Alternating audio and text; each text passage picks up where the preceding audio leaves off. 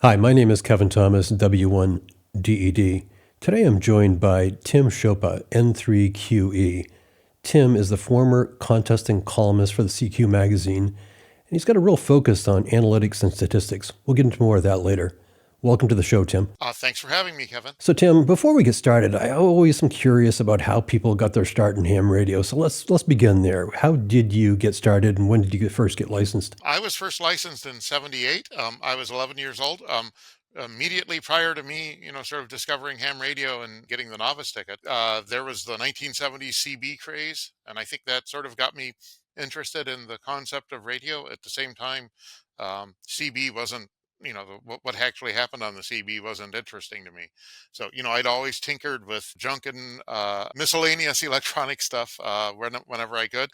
If you look behind me in my basement here, that's still what I love doing. So, I understand why I was attracted to radio. I was attracted to the hands-on. I was lucky enough that one of my father's friends was a ham and got me hooked up with the local club. This was in Muscatine, Iowa.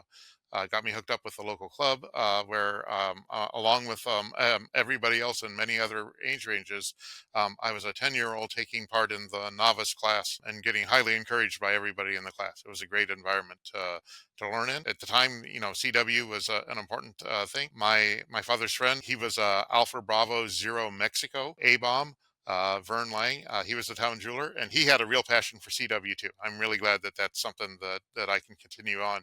He was a little controversial because he sold his big Colin S line station and bought a Heathkit HW8 to operate CW. Quite a bold move at the time. But going for the efficiencies of CW is something that really shines through in a lot of my favorite activities. I was licensed in '78 as a novice. I got a box behind me of some QSL cards I got when I was a kid. I upgraded to general and advanced while I was in middle school. I always liked tinkering with electronics.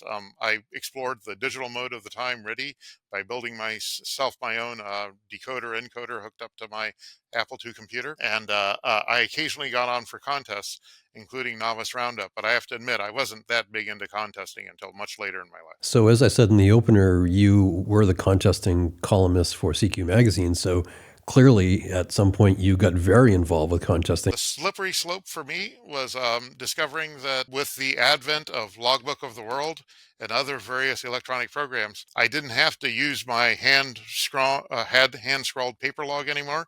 I could use computer logging. I could check my progress for working. I was in my 40s at this point. This was 2008, 2009. I was getting back into ham radio. I discovered that I could use electronic tools to track progress towards worked all states, which I had never earned, then dxers. And I very quickly discovered that, wow, if you get on for one contest, you can earn worked all states or DXCC in a single weekend. And it was just a much more analytical way of looking at things in terms of my progress from one contest to another and my skills as I learned them. It was spectacular. And just a couple of years after that, I got involved with Potomac Valley Radio Club. That's the largest ham radio club in North America. We're a contest-oriented club. They just encouraged me to do everything possible. That was a remarkably rich environment. Really brought me up to speed after having spent a couple decades away from ham radio. So, Tim, I don't often get into what people do, what I'll say in the real world outside of ham radio, but I'm curious, if you're writing for CQ magazine and you're heavily into analytics, was there some sort of intersection with your career that gave you that aptitude toward writing and analytics? I went to grad school at Caltech. My favorite thing to do, and in fact, almost the only way I could write, was by first coming up with a graph or a table of data that I wanted to write about. That was sort of my crutch, and it continues to be my crutch. We're going to launch into a little bit of data here today, but we also get to talk about it, and I think that's a very productive way for me to work. In my day job, I work with the central control computer of the Washington, D.C. Metro subway system. Again, that's a very rich graphical environment, lots of tables, charts, graphs. That's my natural working environment. So let's launch into today's show. I'd like to begin with a subject that you've written about and analyzed in the past, and that is how many contesters are there in the world? That's a very good question. I was inspired more than a decade ago by a presentation that G7 VJR Dead. He's the guy behind Club Log. Um, he had launched Club Log, collected logs from big DXpeditions. It also collects logs from dxers. It joins the two, and again, a way that I highly admire, because it's heavily analytic, heavily data presentation, heavily, it's big data, because you're talking about DXpedition logs with hundreds of thousands of QSOs and tens of thousands of dxers who have signed up for Club Log. And so he had his, by 2013, he had his finger on a good amount of data, and he decided to do an analysis to ask the question, how many dxers are there in the world? And to use this as his data source, he started with the logs of big DXpeditions. Um, he uh, he discovered that depending on how you broke down the count, there were roughly 50 to 100,000 active DXpeditioners. He also discovered there are some foibles in working with big data of a DXpedition log. Um, Broadly in contesting, we copy call signs, maybe with a correction or two. After some on-air correction or two, we copy call signs with in the very high 90% accuracy. A truly exceptional log will be 100% accurate, but a more realistic aiming point is to have 99 or 98% of the call signs you copy correctly. Well, if there are only 100,000 actual DXers in the world, and but you copy their call sign, many times over and over, that 100,000 true unique starts getting polluted with busts of the call. And a little bit, I'll show you some examples of common call busts. In fact, if you're a contester, knowing what a common bust for call signs is rather important in helping you figure out in your brain, did I really copy what I just heard, or is that me being mistaken by noise and QRM? G7VJR came up with the guideline that he should probably only count unique call signs that occurred in more than 6 times in the logs of big DXpeditions. And if he does that, he comes up with a number well over 100,000 DXers in the world, based on a decade's worth of logs. And that's a very interesting count there. In a little bit, we'll hit some other figures that relate the total number of hams in the world and how many are active. So continue on with that. How many active hams are there in the world? I sort of worked my way there backwards. I can tell you Dave Sumner, K1ZZ, published a QST article where he attempted to count how many hams in the world, and he came up with a number of 4 million. You might think that the US and Europe dominated, but actually of that 4 million, a very large number are in the Far East. They have many VHF licenses for largely local use, with an option of upgrading to HF. Not too different than how the technician class worked in the US. So I collected data from 21 different contests in 2021. 2021 was an interesting year for ham radio. Much of the US and much of the world was still sort of in a pandemic lockdown, where we were encouraged to stay inside and do things that weren't necessarily in person, yet we wanted to be social. So in 2020 and 2021, we reached some new heights in contest participation. So it was a very exciting time to be on the radio. It was a very exciting time to be writing about contesting. So I took 21 data from 21 different contests in the year 2021. Almost all of them had public logs available, and I started diving in how many operators are actually in each of these logs. CQ Worldwide Phone typically has, in 2021, it was setting new records, almost 10,000 logs submitted. And I came to the conclusion, if I applied the criteria that, how many call signs appeared uniquely in the log, that there were over 11,000 participants, and most of them sent their logs in, but not all of them sent their logs in. If you ever look at a detailed block check report from CQ Worldwide or ARRL, for example, you'll see that they were able to cross-check well more than 90% of your QSOs. If you're a small timer, they might be able to cross-check, and you only work the big stations, all of whom submitted logs, they might be able to cross-check 100% of your QSOs. If you're a big timer and you're working a bunch of small timers, the small timers are less likely to submit their log, but still you can have more than 90% of the QSOs cross-checked. So we shouldn't be surprised that when I break down the numbers, that there's more hams on for contests than there are submitting logs, and that's one of the factors I wanted to sort of tease out from the data. Here, this is if you're looking at my slide, you see that I'm looking at the data from 21 different contests, and I show some different ways to break it down. Before we get into the count, let's talk about some of the foibles here. This is one of the factors that led me to agree with the criteria that if a call sign appears more than 5 or 6 times, it's probably a real guy and not a busted call. K1AR is a very prominent contester. You can find the public log checking report for some prominent contesters in the CQ Worldwide contest. You go to the CQ Worldwide website, you browse your way to the public logs, and right next to that in the menu is the log checking report of some prominent contest activators. In K1AR's log, there's a section where it shows all the different ways his call sign was busted. Not surprisingly, 1 gets busted into 2, A gets busted into T, that's a loss of a dot. Sometimes an extra element seems to be added, so an A gets turned into an R. K1AR's call was busted 9 different ways, but none of them were busted more than 5 times. If we accepted every unique, we might think that K1AR was 10 contesters in these people's logs. Really, it's just 1. So again, this rule of thumb that if it's you see the call sign 6 times or more, that it's that point you accept it's real. This is one of the things that helped me coincide with that. We can look into who enters what contests. HF contesting is my forte. I'm very familiar with call signs of a bunch of HF contesters. The HF contesters is sometimes a little bit of a different world, but we're all contesters. There is a lot of overlap. If you look at this Venn diagram I made here, most VHF contesters are also HF contests, but there's a handful of folks who are only VHF. Now that every HF rig you buy has a 6-meter capability, an increasing number of HF contesters are wandering into the world of VHF contesting.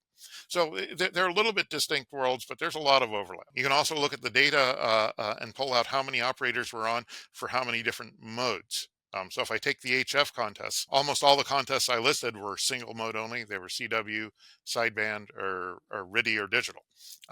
You can make a Venn diagram of how that works out. The very biggest contest, the very biggest DX contests are the phone contests. That might be because not everybody has the CW skills.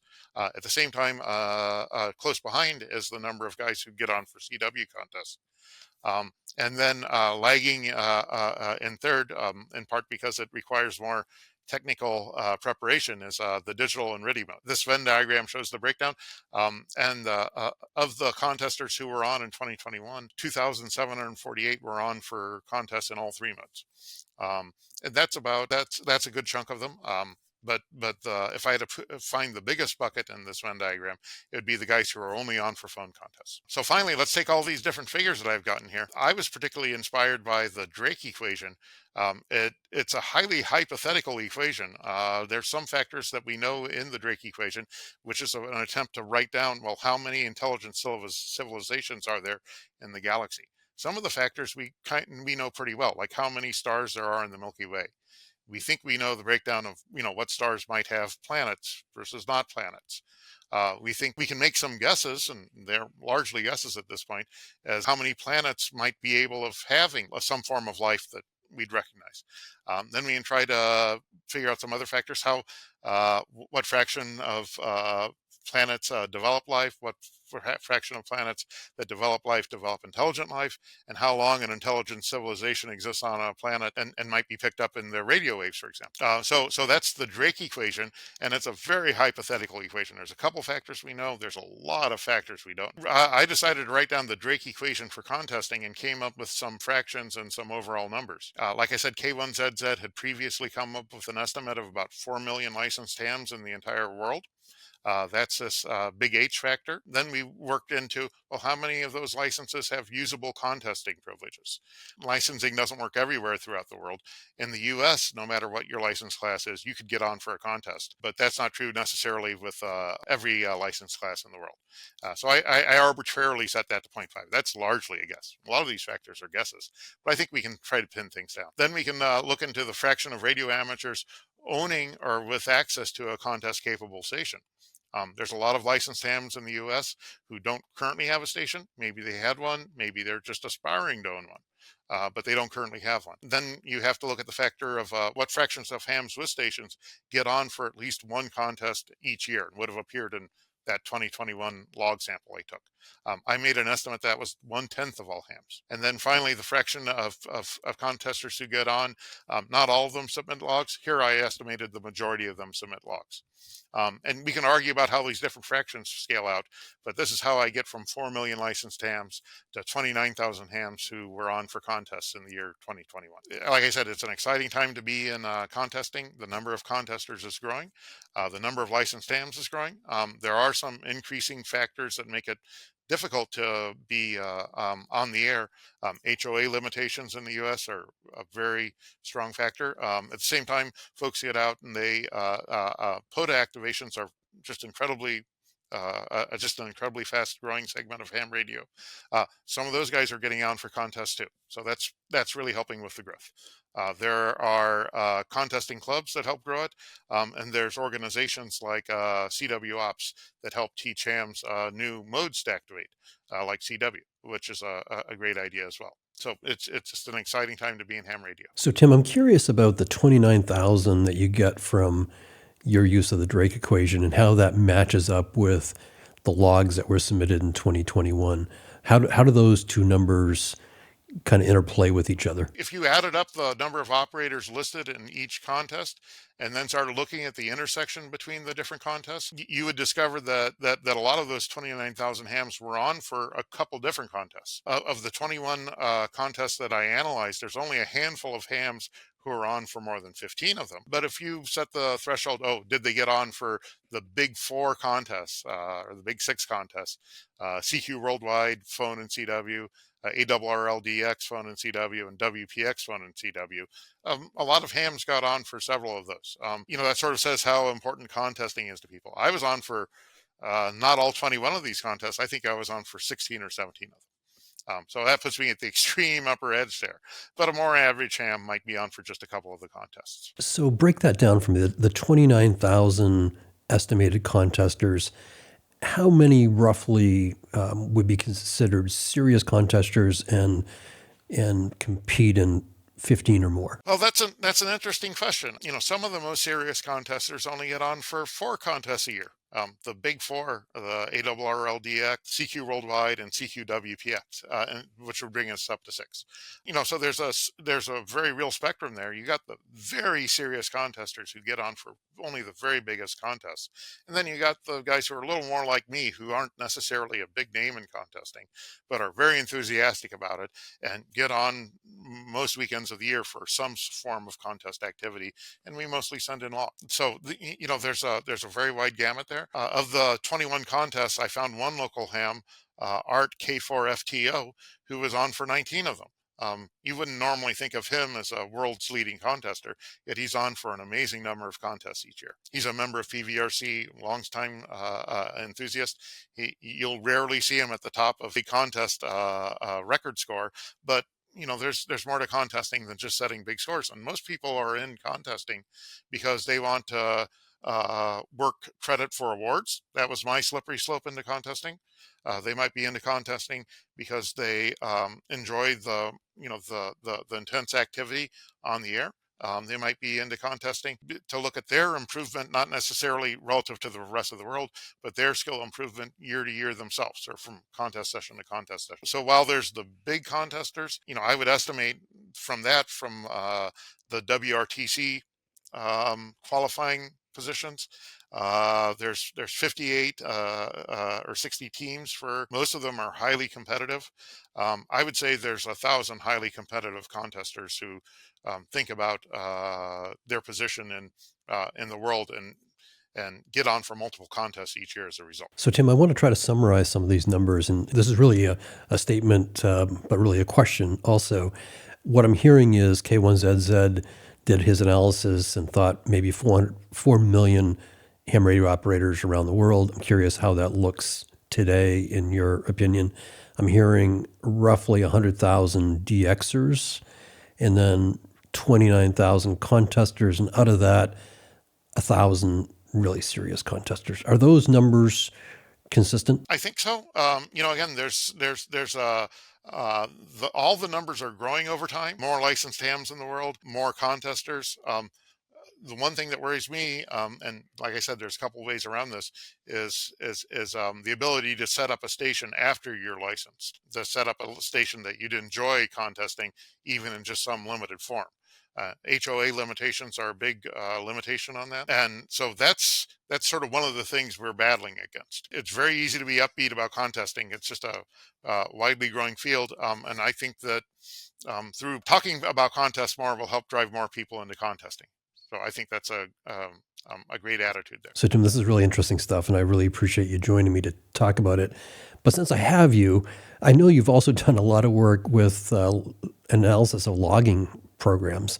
So maybe as an addendum to this particular topic, what can you tell me about logging software being used by ham radio operators? That's a great question. In the process of doing my investigation of how many contesters there were, I collected over 1 million logs from various contests over several years. I took a deep look at those logs and decided, okay, if I had to just choose one set of contests or one contest that was the most broad-reaching data set, it would be the CQ Worldwide contest. It's the CQ Worldwide phone contest is the largest contest in the world.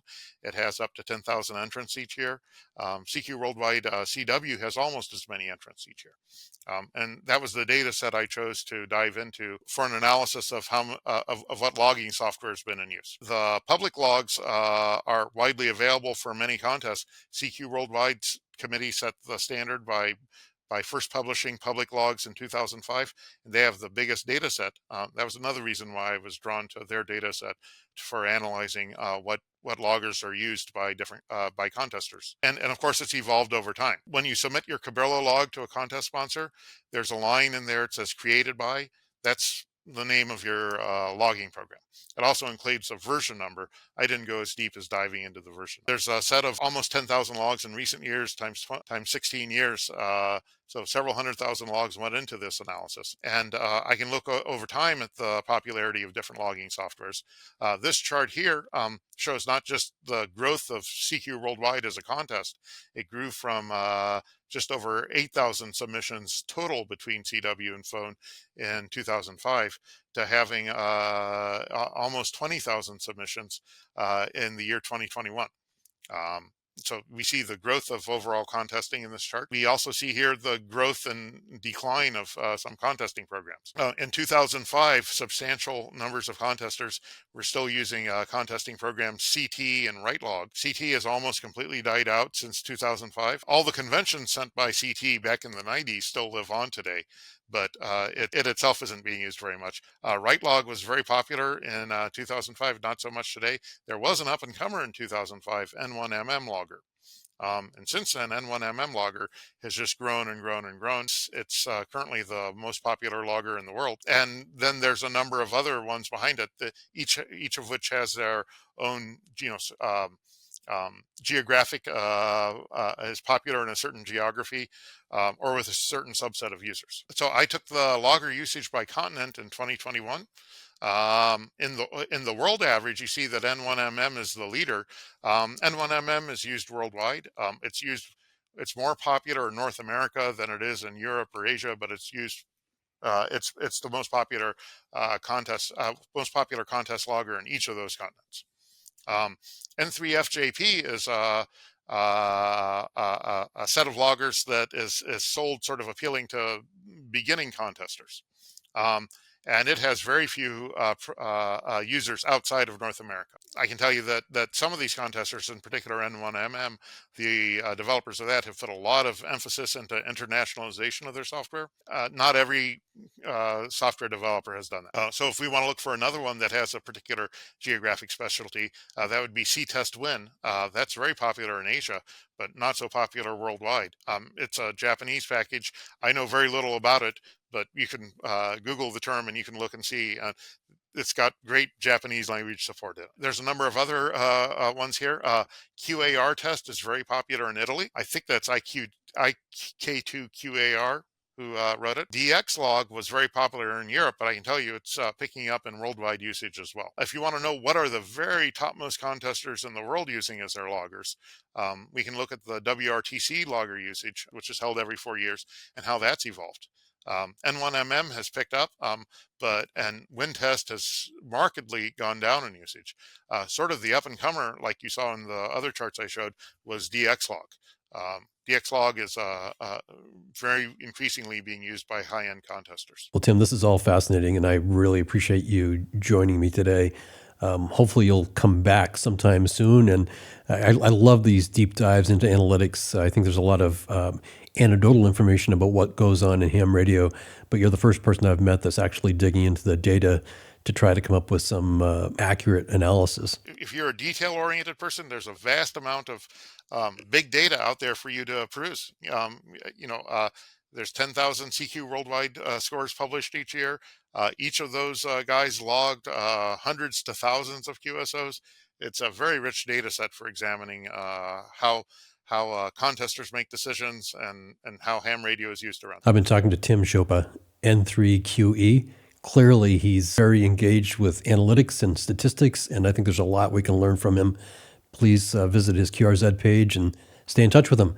Tim, thank you for joining me. Thank you, Kevin. Look forward to watching your presentations.